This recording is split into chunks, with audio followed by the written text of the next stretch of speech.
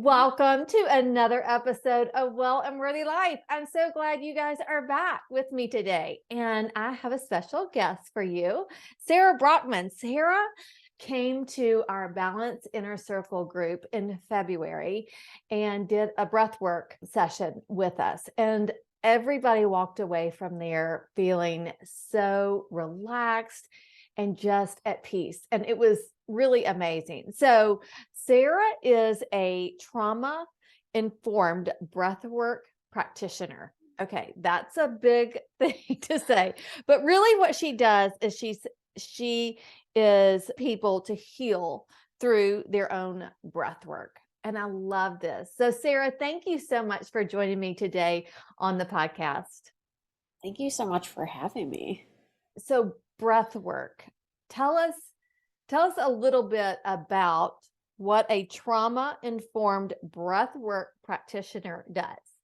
Yes. So breath work, you're probably sitting here, you're like, I breathe every day, right? Mm. And it is something we do unconsciously, right? That's how we live. But what has been coming up more and more for people, and back in the eastern part of the world, they've been utilizing breath work or pranayama for many years to help heal internally in many different aspects of their life.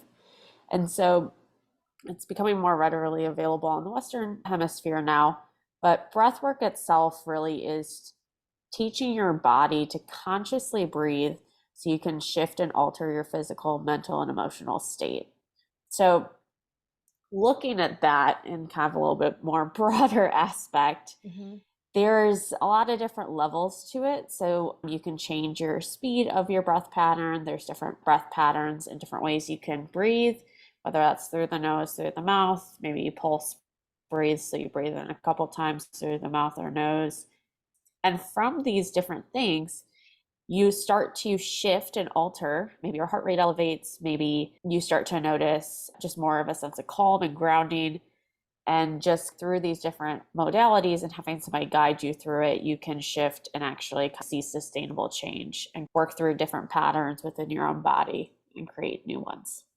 Oh, I love that. And we do hold now I've heard it called big T's and little T's. So big trauma and little trauma. And we do hold this in our bodies so much. I know you've been yoga trained, and I went through yoga training, although I've never taught yoga, but not to a big group of people, I should say. I have taught on a smaller scale. One of the things that I learned in yoga was about the breath and how important it is to I use it probably more than anything to calm myself down in whether I'm angry, scared, frustrated, whatever that might be. And I use this example a lot that I have shared. I don't know that I've shared it on this podcast, but I think I'm going to share it today because I feel like it was very important, and it opened my eyes into what breath can do. I think you've heard this story, Sarah, because I think I told it to you and then I told it to the Balance Inner Circle group. But for those who have not heard this story, so I took care of my stepfather who had Lewy body dementia. And there was a point that he had to go to the psych ward because that's what they do to dementia patients when they're not behaving well. It's just one of the worst things that they can do, but that's what they do. And so he had been in there a couple of weeks maybe, and I was trying to get him out and get him back to his memory care facility. And so we were discharged that day, and we went down to my car, and I was trying to help him get into my car. And he didn't understand how to get into my car. It's such a sad when you watch somebody with dementia that they can forget how to get in a car, but that's towards the later stages that can happen, and especially I think with Lewy body. But anyway, finally I get him into my car. So I'm by this time very frustrated and very like, I don't even know. I mean, how do you even tell somebody how to get in a car? That's just such a natural thing. So we get back to his memory care facility, and he's been in this psych ward, so they have not bathed him very well. And so all I can think about is I've got to get him back and get him bathed. And cleaned up. And so we get back, we drove back, and I had somebody help me get him in. And then again, if you've ever been around a dementia person, they do not like to be bathed. That's like one of their worst things. And so I was told the attendant, the girl that was helping me, I'm like, y'all got to get him a bath. He's got to be cleaned up. And so they started trying to do that, and he got very agitated. And I was frustrated, and I was trying to help them, and he was getting more agitated and more upset. So finally, I told them to leave for a second. And by this point, I was crying because I was so distraught and didn't know what to do. And I grabbed his hands, and I noticed that the more distraught I got, the more agitated he got. But I grabbed his hands and I said, we're going to breathe. And we started taking deep breaths. And not that I think he could feel this energy from me. And when we started taking deep breaths, my body calmed down and he calmed down. It was the first time that I was like, wow, breath. So what do you think happened in that moment? Yeah, so when basically, like, let's look at from a little bit broader perspective. So like the main thing, if we are calm, if we are nervous, if we are, excited, right, our heart rate changes and that breathing pattern tends to change. Those are like one of the main physiological changes that occur in the body. And it's all from the same like stimulus, if that makes sense, right? It's just the energy or whatever is occurring to us that changes our breath pattern, which then changes our heart rate and changes a lot of other things within the body. And by taking some time to consciously slow down the body when you're in a nervous state and just, consciously breathing in and breathing out through the nose, really elongating that breath, coming back into your center of who you are as a person, tuning back into what is going on and what you are trying to accomplish. I think that alone can shift the energy like you had talked about, but really it allows that heart rate to go down, right? Think of a time when you're really nervous or really stressed and you just took like 30 seconds to yourself to just close the eyes, tune back into the body and breathe, right? Just breathing in through the nose and out through the mouth. Nothing super extensive. Your heart rate goes down. You're less stressed. The clenching of the jaw releases. Maybe the tongue falls from the roof of the mouth. There are a lot of different things that can occur naturally where we're out of that flight and fight response and we come back to that parasympathetic or that resting and digesting. And that's really, from a cortisol level, the place we want to be at most of the day. Obviously, there are things that arise, but knowing how to come back to that. And in that moment, you were in a very stressed state and you took the time to come back to your center and come back to that resting and digesting. And he obviously picked up on it because you did it together in a unit, which is also really powerful. Yeah. I work with women who are in the beginning hormonal imbalance, like we call it perimenopause. A lot of times people don't even want to even think they're old enough for perimenopause or menopause. And we have anxiety and all of that, the different feelings, even can have depression and stuff like that. And so this thought of being able to breathe our way through this, but it's not just being able to breathe our way through it. I think that I love what you're doing is like that you're healing, you're able to walk us through this breath work. And just like I said, we did this in Balance Inner Circle, and different people had different experiences and different feelings and all kinds of different things. It was very interesting. So when you are working with people in this, do you work mainly one-on-one? Do you like groups better? What do you find is the most effective? I think it kind of comes down to the individual. And it's no different than if you're an individual that likes that group camaraderie and you're like, hey, like we'll relate back to exercise because I think it's the easiest way to kind of look at it from that standpoint. Because you are in a weird way exercising the body and mind. Right. So some people prefer being in groups, right? They like being around other people. They like feeling the energy of everybody, right? When the group is all working together. Or, for instance, like what we did with the balance in our circle, we had that group dynamic that was already in place, and we allowed that to enhance the relationships you had.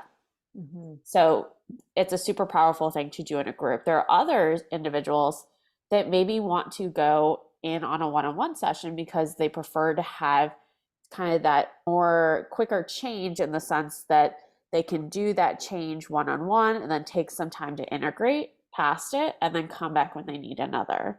So maybe they're working through something and they're like, I'd rather have that one-on-one experience so I can really dive deeper into what I want to get through or want to work through. Mm-hmm. There are also some individuals that prefer to do, a guided session. So maybe it's pre-recorded and they just pop it on, they do it for themselves, and then they're good to go. So I think it really comes down to, what way do you prefer to do exercise or activities? Because from there, that would help identify which option would really be the best option for you and most successful in the long run. So would you say breath work is like energy work? I think it is. It's not in the sense of like Reiki. Like when Right. you think Mm-hmm. energy work, I think Reiki is one of the more popular ones these days that you think of. I think is some overlap, right? Because if you're doing an individual session in person, there are certain times, depending what's going on, that you might need to feel more grounded and supported. And in those senses, you could, maybe ground the ankles or feet or shoulders, or just, hover the hands over in terms of providing warmth and kind of comfort. But I think looking at the overall aspect of it all, I think it comes down to, I think it's really using your own energy and kind of pulling it back out of you. Because the goal of breath work is really to tune back into your body, right? We spend so many hours of our day so disassociated doing other stuff for other people. This is an opportunity for you to come back to your center and reground yourself, or find energy, or just keep moving forward in some aspect, right? I think it's a version of leadership and personal growth too, but I think coming back to your center is really realizing you always had whatever you needed probably inside of you. You just didn't know how to tap into it. Oh, that right there, I think that's what is so important, that we truly, and I tell my clients this all the time, like, you really know what you need. I mean, you really do know. It's just, how do you tap into that? And so I love that. Yeah, and I mean, I think as women, and I'm sure you see this a lot in your community, is, like our one of our greatest gifts is our intuition. But if you're so disassociated with your own body, you can't trust your own gut, so you don't know really what direction you should be taking or what you should be doing next, Mhm. because you're doing so much for other people and you're having this like out of body experience almost, just living. And Mhm. so breath work is one of those tools that helps you come back to that. So that way, when a decision needs to be made, you can do it from your like core and be like, you know what, I am confident in this decision because this is really what I'm feeling. This is what really needs to actually happen. Mhm. But it takes work, right? I mean, Yeah. it's not, I think that's the other problem with us today. We live in such a fast-paced society. Yeah. It's like not taking the time to slow down and be back in touch with our bodies and be back in touch with our core values. And like you said, I mean, I think that we're just so busy. And I hear people say to me all the time, like, I'm always like, that morning routine is so important. The way I start my day sets me up for success or failure for the rest of the day. It really does. And I take some time, and I've really, really tried to incorporate this silence in my morning, and breathing, and not necessarily doing all the things that I would do with you, but just taking that silence and breathing and coming back to my core, and sitting in negative emotions and positive emotions, and instead of just rushing and looking for answers outside of myself. Exactly, right? You're meditating. And Mhm. breath work uses the same platform in terms of the brain waves. So we Mhm. are also sitting in that same like subconscious state. And, you know, meditation is a great another option, Mhm. right? But if you have a hard time sitting, maybe you need to focus your attention on something. And that's where breath work could kind of come into play because it's kind of a hybrid of focusing your attention somewhere. But meditation is in a lot of people's morning practices or something they're trying to work through, but Mhm. it's not for everybody. Just like breath work's not for everybody. Right. Oh, Like just well, some I people love might need a that. walking meditation, right? They just Hmm. need stillness, listen to the sounds of nature. Hmm. Like I think it's learning more about what you need and exploring those to figure out what's going to help make that difference for you. So, what would drive people to come and seek breath work with you? Would it be anxiety? Would it be depression? Would it be like something happen or they just feel off? Or what would drive somebody to finally like, I've got to try breath work? Yeah, I think when you're exploring different options, right? Hmm. I think it's important to make sure you're ready for it and you're actually ready to take the ownership Hmm. in terms of pursuing it.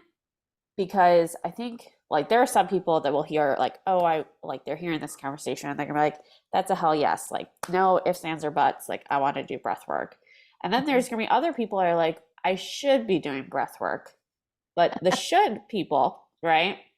I love this. We should be doing a lot of things, right? But you're not Yeah, actually ready for it most of the time. And so right. I prefer somebody not to explore the route of breath work until you're actually ready for it.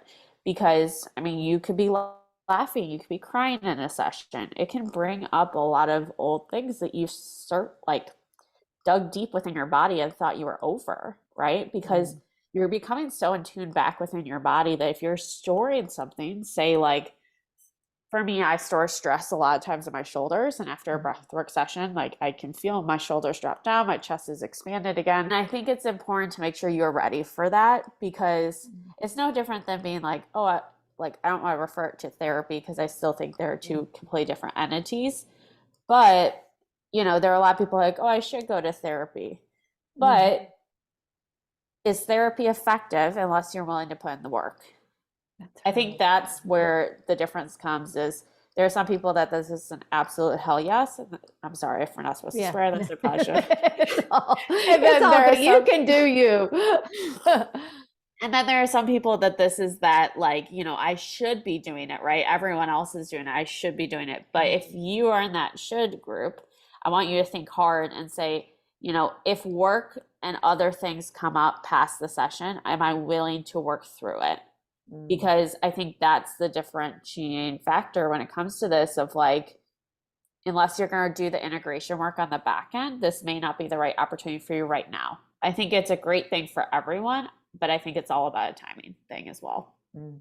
I like that. And so, okay, so let's just say I'm a heck yes, I'm ready. So, how often would I need to do it to be Yeah, so effective? Yeah. for sure. I would say if you're going to do a longer session, like a meditative session, and that could be anywhere from like 45 to 90 minutes, I would not do it more than once a week. And that's because you Mhm. really need time to process, slow down, quiet the nervous system in case there is anything that comes up, right? Every session is going to be different. Mhm. There are some sessions you're going to be crying. There are some sessions, you know, you're just, it's just you took a really long nap, right? Your body just needed a rest. And so I think it's important to understand that no matter what the outcome of the session is and what comes to you during it, you have that integration time to let your body relax, right? It's no different than doing a hard workout. You need time to recover. You're still working the body, you're still working on those breathing patterns, which also increases how much oxygen your body can intake and stuff like that. Mhm. And your body needs to relax, right? We don't want to go, it's no different than going full force into a workout and being sore and then wanting to quit. Mhm. Think of it Right. more as a long term journey than a short term outcome for a Mhm. quick fix. Yeah, so I love that. And so really would you say 60 to 90 minutes once a week is the ideal timing? And would you do that two-part question. Would Yeah. you do that time all breath work or would you process that with you after you're done if you're doing a private session? Yeah, so if I'm doing a private session, I would say depending on what we're trying to accomplish, right? If it's, and also too, you want to titrate into the process in terms of you need to build up that stamina too. Hmm. So if you're Right. brand new to breath work, you've never done breath work, I probably would not do more than a 30 to 45-minute session. And part of that is breath work, part of that is talking because Mm. you need to process, right? Different Right. things are going to come up. And so going back to your question, if you've done breath work, you're pretty comfortable with it. I would say a 60 to 90-minute session would be okay.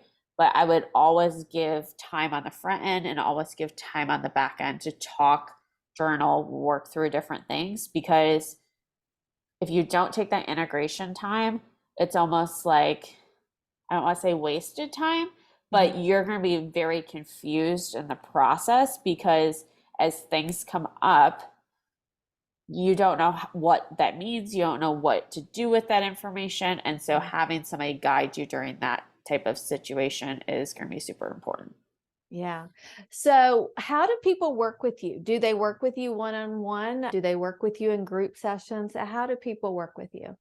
Yeah, I do a couple different ways. So I do one-on-one sessions. Right Hmm. now I'm doing 30 and 60-minute, and I am okay extending it to have more of a longer discussion. I Hmm. try and keep the longer sessions to 45 and under, just depending on what the individual really needs. So I Hmm. do individual sessions. If you're in person, so I live in Atlanta, I do individual sessions one-on-one at their house or do group sessions. Hmm. I do Zoom sessions as well, and in the process of starting some corporate wellness type sessions as well, because I think just kind of that meditation aspect is huge, Hmm. where a lot of corporations, that's kind of their missing piece to their wellness puzzle. And so Hmm. incorporating that is going to be extremely important down the road. Oh, I love that. I love that. So, if somebody said, okay, they're in Birmingham, maybe, or somewhere else in the world, because we have listeners Yeah. all over the world, which makes me so happy. If they're like, okay, I do want to do this, so they would just reach out to you through what?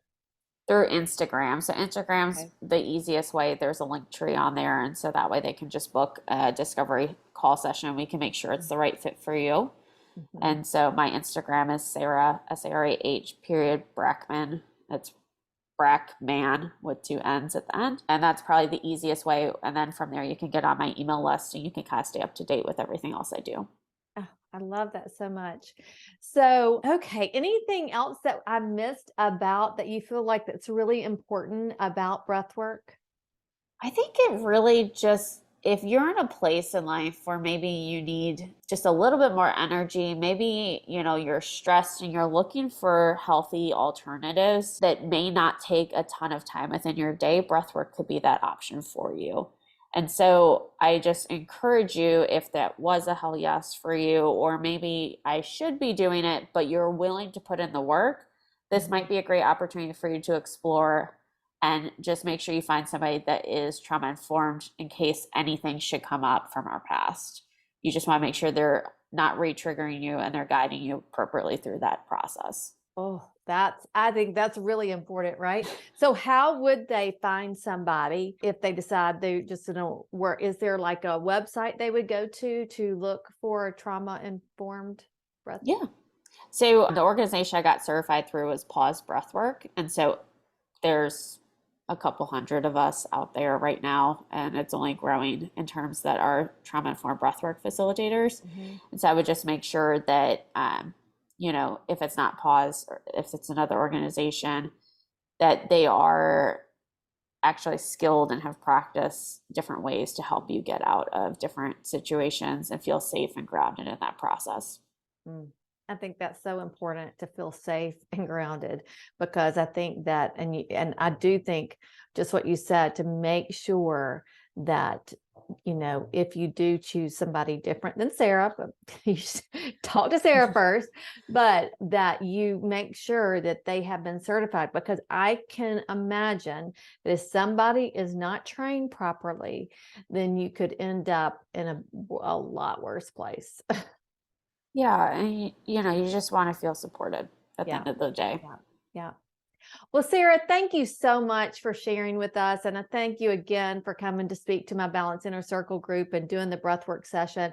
Everybody felt so amazing, like I said, afterwards. And I loved that we were in a safe group afterwards and we could share. I think that that part, I always say I love the group sessions because, I think you can learn so much from everybody else, right? And know that you're not alone. I think so many times we feel like, I'm the only one that's experiencing this, and you're not, right? Mm. Yeah. So thank you again for coming and talking to us. Y'all, make sure you check out the show notes. We'll have all of the information in the show notes about how to reach out to Sarah. And I'm just so excited that we had this conversation. Thank you, Sarah. Thank you so much for having me.